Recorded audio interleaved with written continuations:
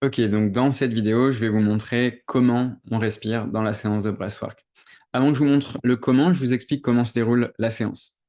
Donc la séance commence par une partie d'ancrage, de connexion. C'est comme une petite méditation de relaxation, de détente. Ça dure à peu près 5-10 minutes. Ensuite, on va commencer à connecter la respiration. Donc respirer de façon connectée, comme je vais vous montrer tout de suite. Et ça va paraître un peu long, mais en fait, on ne se rend pas compte. On va le faire pendant à peu près 45 à 55 minutes. Ça va être accompagné par de la musique et par ma voix. Donc, je vais vous guider, je serai là avec vous. Moi, je regarderai tout ce qui se passe pendant la séance et la musique vous accompagnera aussi durant cette partie de respiration connectée. Ensuite, il y aura une partie qui est super importante, qui est la partie d'intégration. Donc, c'est une relaxation, on reprend une respiration normale et pendant 12 à 15 minutes, ça peut aller jusqu'à 20 minutes, vous allez simplement vous détendre et laisser votre corps et votre système nerveux intégrer les informations de tout ce qui s'est passé pendant la séance. Et on terminera ensuite par un petit cercle de partage où vous allez pouvoir, si vous avez envie, il n'y a aucune obligation avec ça, déposer un petit peu des mots sur ce que vous avez vécu. Donc ça, c'est pour le déroulé de la séance. Maintenant, la technique, euh, elle va se faire de la façon suivante. Donc, je vais essayer de vous montrer sur la caméra. Mais je vous invite, du coup, pour la sentir, je vous montre d'abord, mais quand même, vous pouvez déjà mettre une main sur votre ventre et une main sur la poitrine. Et en fait, on va faire des inspires longues et profondes en commençant par gonfler le ventre et ensuite en amenant la respiration au travers du diaphragme jusqu'en dessous des clavicules. Et l'expire, on va vraiment le relâcher complètement. L'expire, c'est comme si on dégonflait un ballon. Il n'y a aucun effort. C'est pas forcé du tout. On fait pas ça, c'est forcé. Là, on va faire comme un soupir. Ah, ok, c'est vraiment on relâche. Et ça, c'est vachement important parce que c'est en général quand on force l'expire que le corps va avoir tendance à tétaniser. Donc, plus vous allez relâcher, plus vous allez, moins vous allez avoir de tétanie ou de choses comme ça. Donc, c'est important à garder en tête. Donc, comme je vous disais, on va connecter l'inspire et l'expire. Donc, quand on respire, vous pourrez l'observer, on fait toujours une petite pause entre le haut de l'inspire et le début de l'expire, et puis le bas de l'expire et le début de l'inspire. Là, consciemment, nous, on va supprimer cette pause.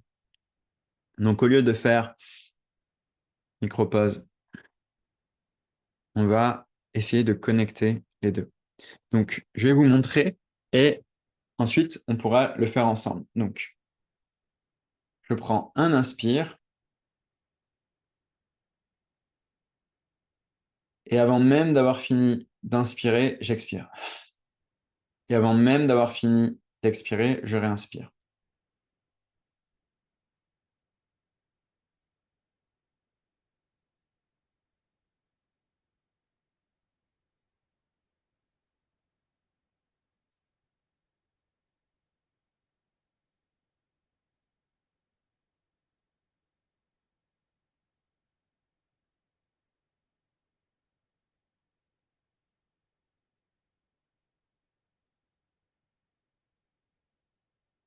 Voilà, faites-le encore un petit moment en inspirant et en expirant. Alors, quand on le fait par la bouche, ça dessèche un petit peu la bouche. Ça, en général, ça dure pas très longtemps. Donc, vous voyez comment c'est. Super. Donc là, je l'ai fait la démonstration en inspirant et en expirant par la bouche. Pendant la séance, vous pouvez faire ça, mais vous pouvez aussi le faire en inspirant et en expirant par le nez. Donc, on va le faire ensemble. Faites-le et sentez comment c'est pour vous. Donc, inspire long et profond, ventre, diaphragme en dessous des clavicules par le nez. On expire, on relâche complètement, sans effort, et on réinspire en connectant. Supprime l'espace.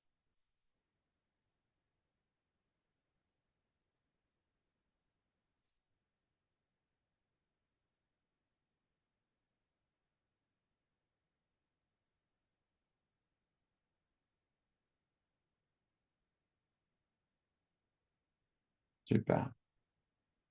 Donc ça, c'est la deuxième façon. Troisième façon, c'est de faire l'inspire par le nez et l'expire par la bouche. Donc, inspire par le nez, expire par la bouche.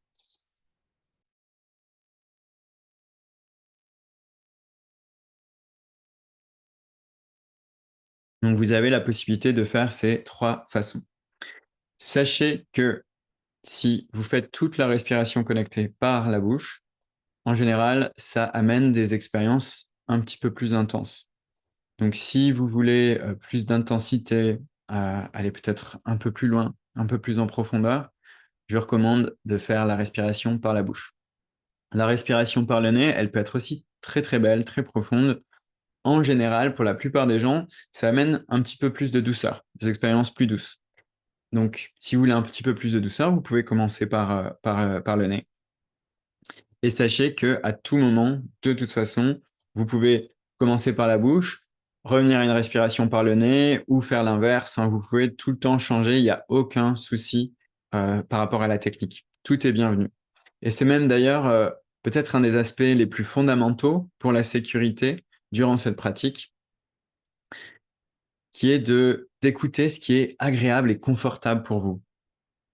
Ça, c'est vraiment, vraiment important, de ne pas se pousser. C'est pas une méthode où on veut forcer le corps à aller quelque part, où on veut forcer l'intensité, où on veut forcer la circulation des émotions ou l'expression des émotions. C'est un moment de douceur, d'écoute, de retour au corps. Comme je disais, ça peut être intense parce que des fois, le corps a besoin de faire circuler cette intensité, mais ça va toujours être dans le respect de notre capacité. Quand on dépasse sa capacité, souvent, ça vient de la tête et pas du corps. Donc, ça va être vachement important de vous rappeler que le confort, ce qui est agréable pour vous, c'est le plus puissant en fait. Donc, pareil en termes de rythme, il va falloir choisir le rythme qui est agréable pour vous. Sentez ce qui est juste pour vous. Si vous avez envie d'accélérer l'inspire et l'expire, faites-le. Si vous avez envie de ralentir, faites-le. Vous êtes vraiment souverain, souveraine de votre expérience. Il y a pas le maître, on va dire le maître mot, c'est la douceur, l'écoute et de ne pas forcer.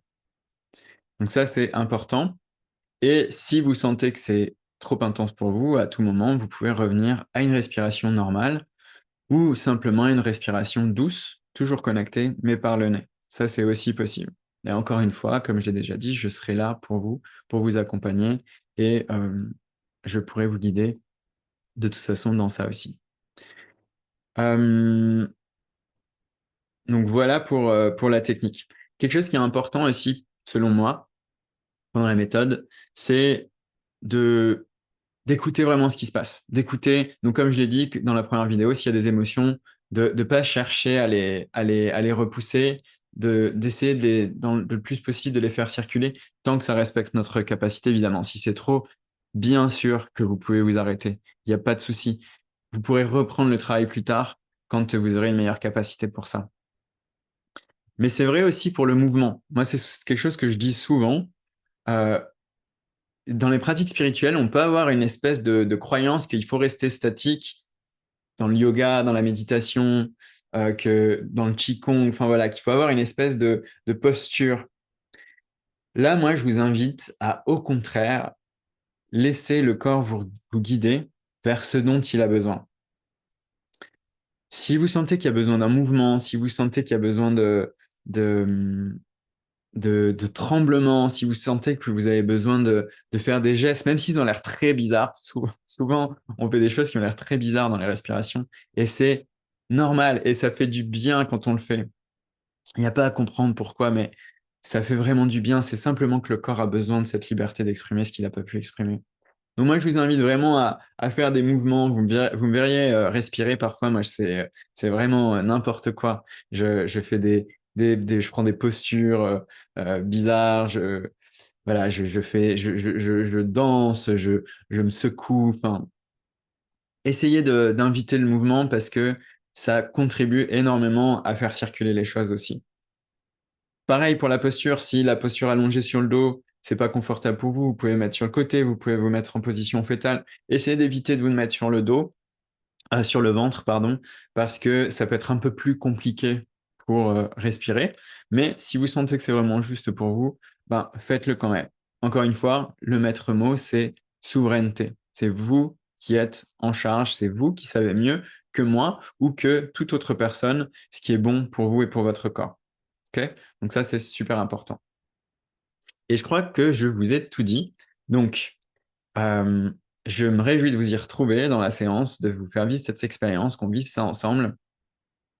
Lisez quand même les contre-indications au breathwork avant de vous inscrire. Et si vous avez des doutes, évidemment, ça aussi, vous pouvez m'écrire par MP sur Instagram ou par email pour qu'on en discute ensemble. Mais maintenant, vous êtes bien équipé pour pouvoir venir participer à la séance et vivre cette expérience que j'espère sera aussi merveilleuse pour vous que ce que c'est à chaque fois pour moi.